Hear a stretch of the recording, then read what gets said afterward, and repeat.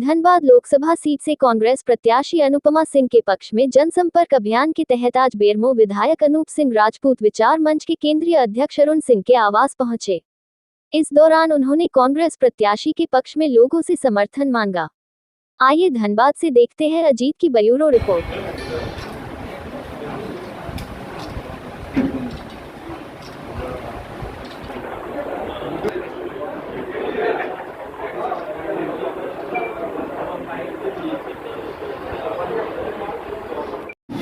थोड़ा पीछे आ जा रे। अरे मोबाइल वाला पीछे कीजिए थोड़ा से।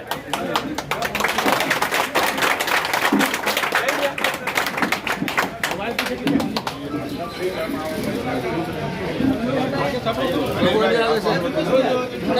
अरे पीछे थोड़ा फ्रेम बनाना यार।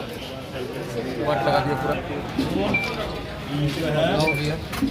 हम सारे धनबाद के तरफ के समाज की तरफ से और थोड़ा कैमरा नीचे करा तो पीछा नहीं यार, पीछा नहीं, पूरा जूम बहुत अच्छा है।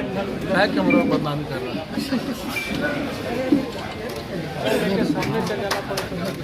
हम सारे धनबाद के समाज की ओर से आज अभी बाबू को तलवार और कलम दे रहे हैं। जहाँ पर तलवार की जरूरत होगा वहाँ ये बहुत बुद्धि और शुद्धता से काम करेंगे, और जहाँ कलम की जरूरत होगा और धनबाद की जनता की सुरक्षा आपसे चाहिए।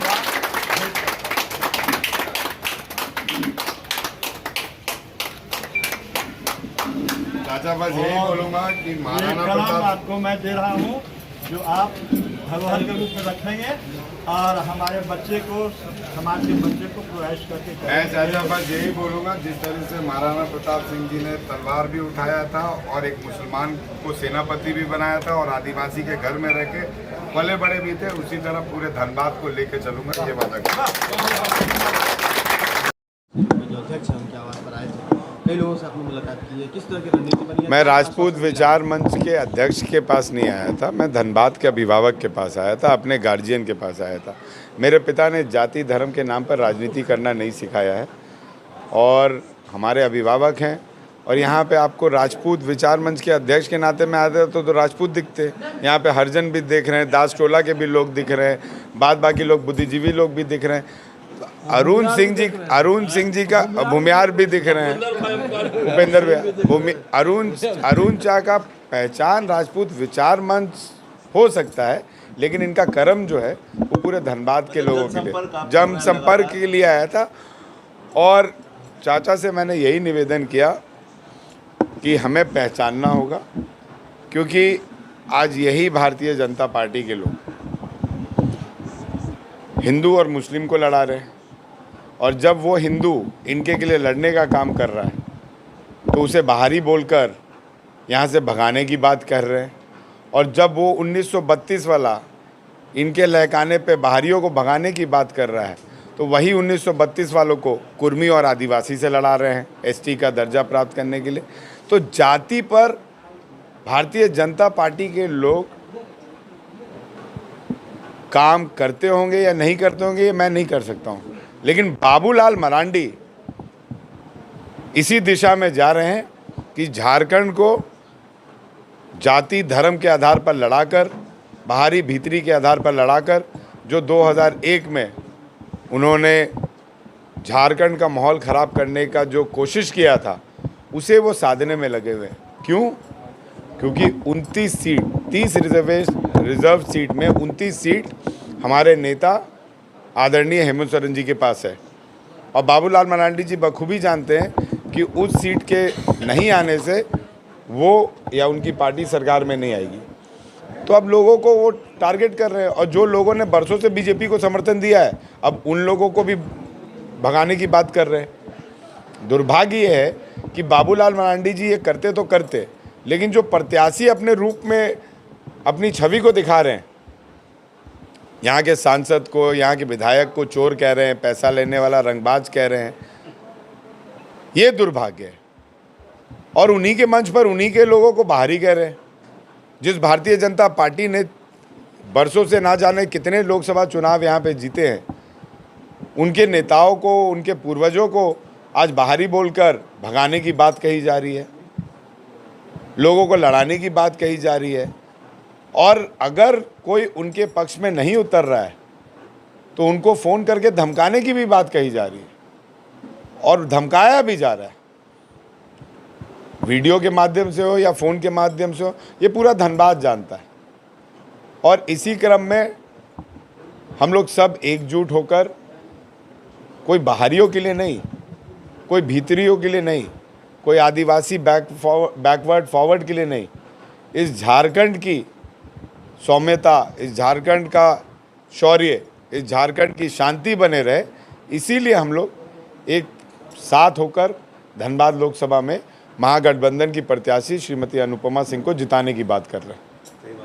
एक सवाल ये उठ रहा है कि जिस तरह से वहाँ पर भाजपा में जो अंतरकलह दिख रहा है, उसका फायदा कांग्रेस को हो जाएगा। देखिए, ये भाजपा का अंतरकलह नहीं है, मैं फिर बता रहा हूँ, ये प्रत्याशी का अंतरकलह है।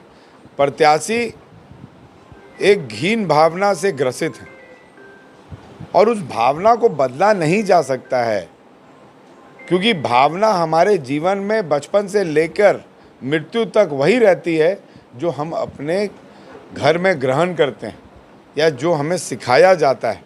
और उसी भावना से मैं काम कर रहा हूँ या प्रत्याशी काम कर रही है या हमारे समाज के लोग काम कर रहे हैं या फिर वो भारतीय जनता पार्टी के कार्यकर्ता जो आज उनका विरोध कर रहे हैं वो काम कर रहे हैं।